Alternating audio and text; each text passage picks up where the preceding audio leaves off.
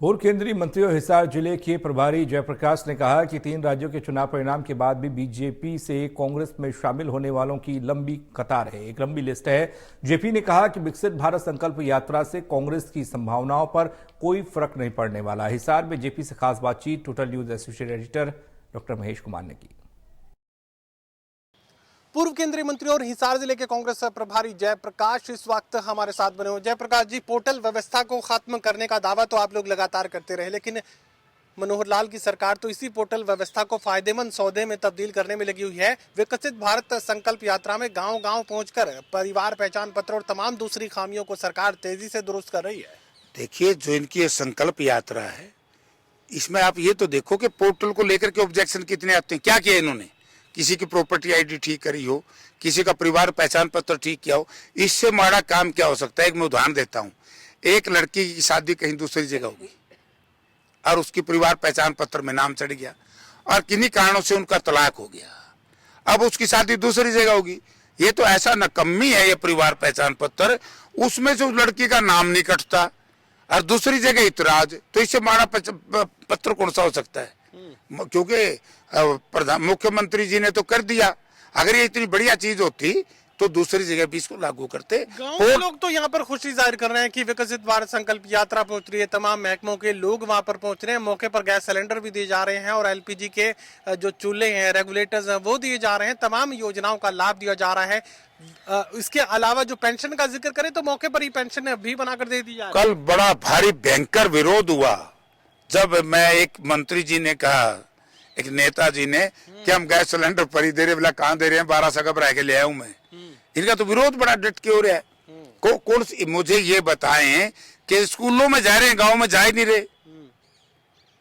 ये तो primary school के बच्चों को बिठा करके, मैट्रिक के या जो मिडिल स्कूलों में बिठा करके बच्चों की फोटो दिखाते। गांव का व्यक्ति कोई इस सरकार पर विश्वास ही नहीं। यार क्या करेंगे? कुछ नहीं कर सकते। 3 राज्यों के चुनाव परिणाम जब से सामने आए हैं, भारतीय जनता पार्टी की प्रचंड जीत का जब से जिक्र चला है, तमाम जो भारतीय जनता पार्टी के लोग इधर उधर का मन बना रहे थे वो वापस भारतीय जनता पार्टी की तरफ, और अब तो ये लगता है कि आपके भी कुछ लोग उस तरफ जा सकते हैं। लाइन लग रही है हमारा तो।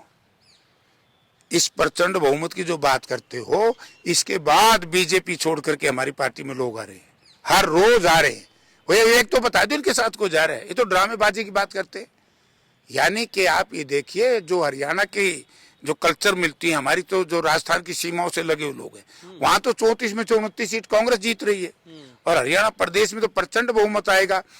आप ये कह रहे हो एमएलए की लाइन लगी है, लेकिन उनको टिकट नहीं देंगे। जो लोग पिछले 4.5 साल अपनी ड्यूटी का निर्वाह नहीं कर पाए, उनको टिकट कांग्रेस क्यों देगी? इसलिए हम तो उनको ले नहीं रहे। अब एक बार इलेक्शन होने दे, इतनी बाजेंगे जो जहाज में तो मुझसे लिखड़ के बाजे रहे हैं। अब 3 राज्यों का चुनाव परिणाम सामने आने के साथ ही मनोहर लाल तीसरी बार सरकार बनाने का मजबूत दावा ठोक रहे हैं और ये कह रहे हैं कि लोकसभा में एक बार फिर 10 की 10 बोले जाएंगे। मनोहर लाल जी का तो मैंने एक बयान पढ़ा तड़के दैनिक ट्रिब्यून में, बोला मैदान में लड़ेंगे। मुझे मनोहर लाल जी के मैदान का ही पता। राजनीति का सबसे बड़ा मैदान होता है विधानसभा, और विधानसभा में जो विपक्ष ने अविश्वास प्रस्ताव ले आए थे उनको तो निरस्त कर दिया। मैदान कहाँ छोड़े? अगर खेल कुश्ती का खेल है, खाड़ा है, अगर तुम उसमें सिमटेड कर दोगे और ना उसमें गेरोगे पिच, गद्दे नहीं गेड़ोगे और ना उसमें माटी रहने दोगे तो लड़ोगे कहाँ? तो ये काम कर रहे हैं मनोहर लाल जी। मनोहर लाल जी में हिम्मत नहीं बची है। 75 पार कहते थे, 40 पे पेंडा छुट्या, इब के छुटता ही नहीं।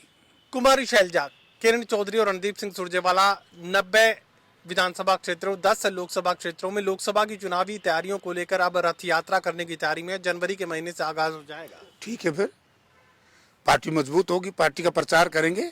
हम सबकी जिम्मेवारी है पार्टी का प्रचार करना, वो भी पार्टी के लिए लग रही है, अच्छी बात। सबकी जिम्मेदारी है, लेकिन भूपेंद्र सिंह हुड्डा तो इस रथ यात्रा से अलग 90 विधानसभा सीटों पर अपनी यात्रा चला रहे हैं। अरे यार, तुम क्या बात कर रहे हो?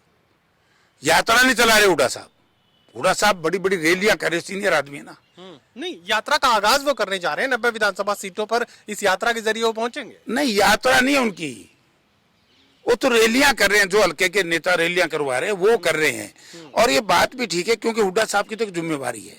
ये प्रदेश का अध्यक्ष है उदयभान जी, और नेता प्रतिपक्ष है, विपक्ष के नेता हैं, विधायक दल के नेता हैं भूपेंद्र सिंह हुड्डा।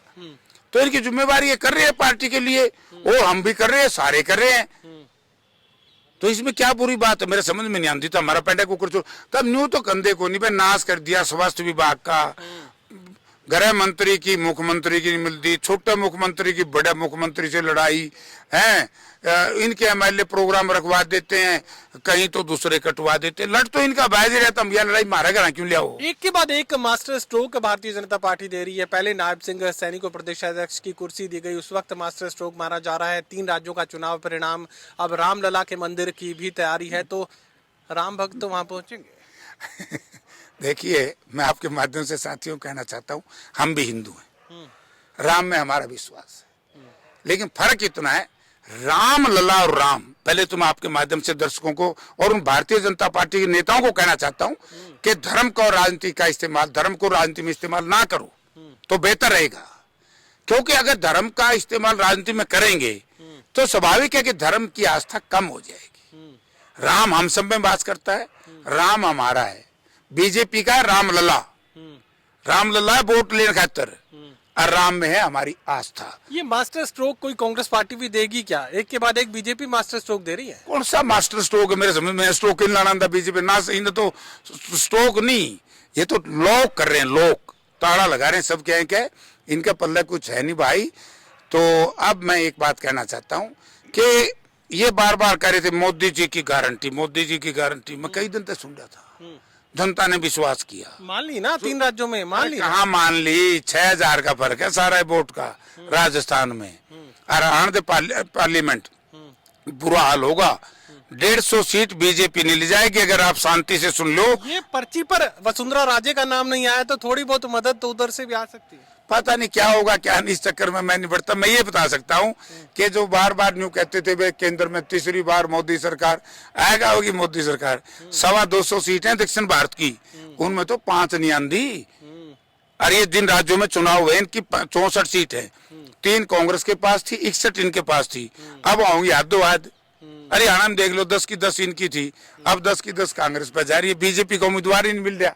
पहले बीजेपी तो होता है किसी ने लड़वाएंगे। ये वोटर्स को अपना गणित यहाँ पर जेपी समझाने की कोशिश कर रहे हैं और भारतीय जनता पार्टी को ये हिदायत भी दे रहे हैं, एक तरह की नसीहत वो दे रहे हैं कि धर्म और राजनीति का एक तरीके का मिक्सचर वो करने की कोशिश ना करें, धर्म और राजनीति को अलग बनाए रखें। अगर धर्म और राजनीति को एक साथ मिलाने का काम भारतीय जनता पार्टी करेगी तो इससे धर्म में गिरावट देखने को मिलेगी। सहयोगी कमल के साथ doctor Mahesh Kumar, total news, Hisar.